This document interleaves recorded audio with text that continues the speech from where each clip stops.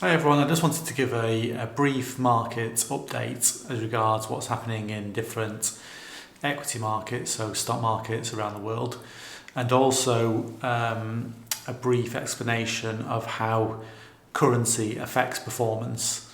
And this is in light of the client reviews we've been doing over the past few weeks.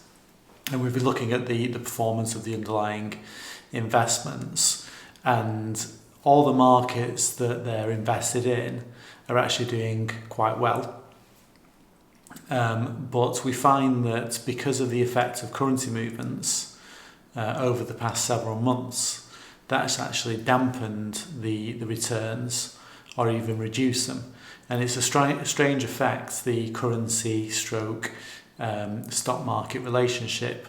And it's all to do with what currency you're actually investing in versus the underlying investments that's contained in your portfolio. So I'll look at a few different markets, stock markets around the world, how they've behaved over the past few months, and then we'll look at what the currencies have done over that period and tie it together to explain the overall impact of those movements.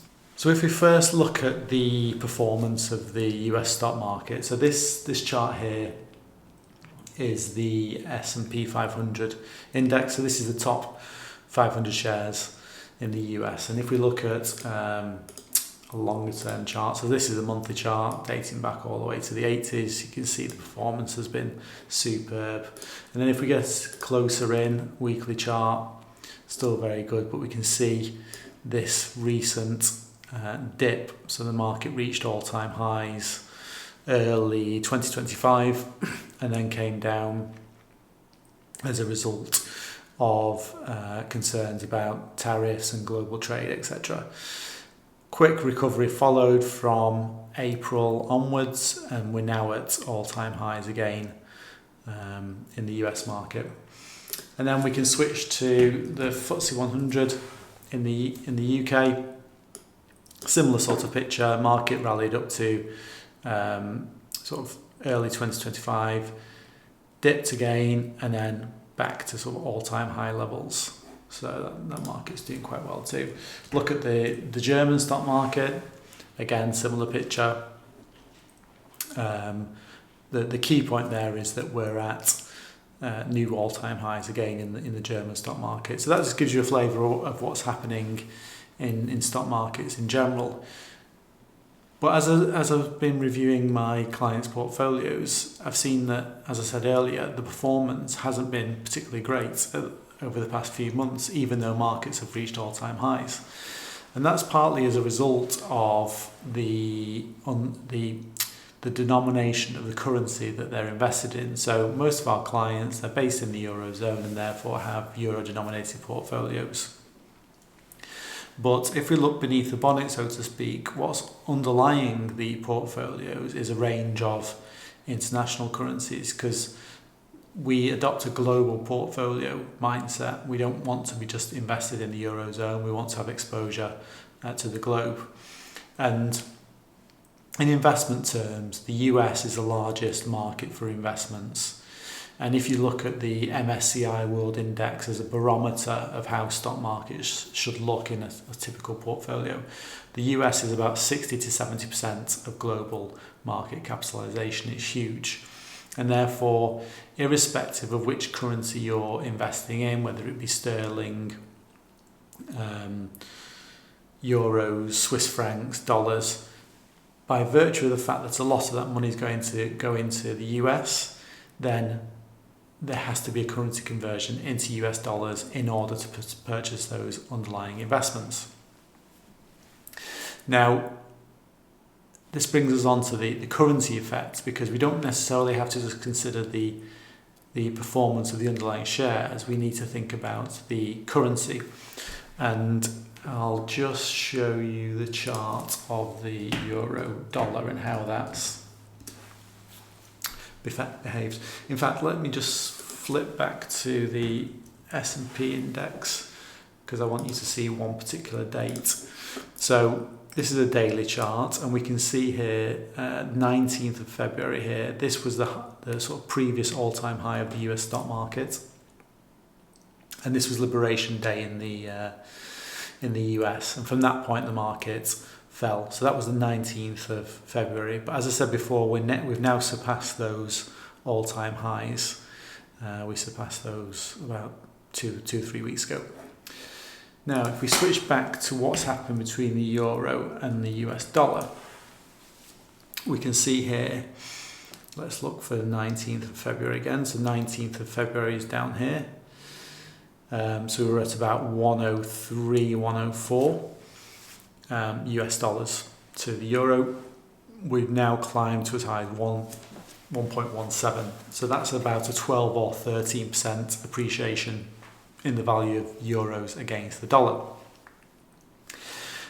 So let me just now pull up a separate spreadsheet. So I had to do this to satisfy my own curiosity, to check I wasn't going mad. And I put a simple table together, assuming here we invest 100,000 euros and we assume that a euro buys us $1. So we convert our euros into dollars at 1 for 1, and that gives us a total US dollar investment of 100,000. Now, assuming nothing changes and we still have $100,000 invested, but the euro stroke US dollar exchange rate moves, and in this case it strengthens. So it goes from 1 for 1, so 1 euro buys $1, to a case of 1 euro buys $2. Now, again, the dollar amount hasn't changed. It's not moved up or down. The value of our investments is still exactly the same. But now when we convert it back into our euro amount, we now have only 50,000 euros because the exchange rate's doubled, and therefore when we convert it back into our home currency, we've got less. And a similar effect, if we now look at the top table, is if the euro weakens against the dollar. So same scenario, we invest our 100,000 euros at a 1 for 1 exchange rate, so we have $100,000. Imagine now instead of strengthening, the euro now weakens. So instead of our euro being worth $1, it's now just worth 50 cents, so 50 cents dollars. So now when we convert our $100,000 back into euros, we get an artificial uplift in value. We actually have a portfolio worth 200,000 euros. So it's a very strange relationship in the sense that a strong home currency can be, in a sense, bad in investment terms, and a weak currency can be good.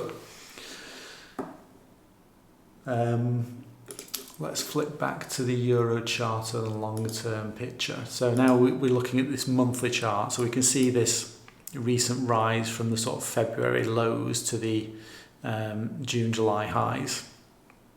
But this chart shows us a longer history. It goes back to 2007. But we can see since around 2015 here, it's basically treaded water. So it started here at about 103, strengthened up to 123, fell again down to here, increased, fell. And so the point I'm making really here is that currencies tend to be cyclical. So they have periods where they have positive effects on underlying portfolio performance, and periods where they have the adverse effect. And we can see that even though the most recent history is that the euro is strengthening against the dollars, in the wider context, we can see that it's basically generally moved sideways for the past 10 years. So I don't think it's going to be something you need to be concerned about longer term. I've been out here in Portugal coming up to 12 years now managing clients' portfolios, and I tend to find that the currency effects tend to neutralise over time. You know, sometimes they're strong, sometimes they're weak, but over time they even each other out, just as, you know, as a personal experience. And then the final chart I wanted to show you is actually a chart from John Authors, who writes for Bloomberg. He does very detailed daily analysis, and this was a chart from his newsletter, and we can see that this is the 19th of February key turning point. And the blue line is that chart I showed you earlier, the performance of the S&P 500 index. And we can see that, it surpassed its previous all-time high on the 19th of February. That's the blue line. And if we were invested in dollars, as are some of our clients, they have dollar portfolios, that will be the true portfolio return. But if you're invested in pounds, for example, that's the grey line here, your portfolio will be worth less when converted back into your home currency. And similarly with the euros in the light green line, again the portfolio is worth less than it was on the 19th of February because of the appreciation in the euro against the dollar. And we can see it's a similar picture across all currencies, including the Swiss franc, which is in pink there. So I just wanted to spend a few minutes explaining this, that it's not necessarily a clear-cut thing when you're looking at portfolio performance. Yes, portfolios have been dampened because of the weakened dollar, especially in relation to the euro. But A, it's a relatively short-term thing, and B, as I said before, we tend to see that the effect of currency movements over time tend to equalise each other. And the most critical thing is for clients is, where are you going to spend your money? Because clients often ask me and get hung up on whether we should have a sterling or euro or dollar denominated portfolio. And as I say, from my experience, it tends to be the case that because the currency movements even each other out over time, you simply align your portfolio to where you're going to spend the money. So if you're going to spend it in the Eurozone, you have a euro-denominated portfolio. If you're not going to necessarily access it and it's for, say, UK beneficiaries, then you have a sterling portfolio. So I hope that helps. I'll speak to you soon. Bye.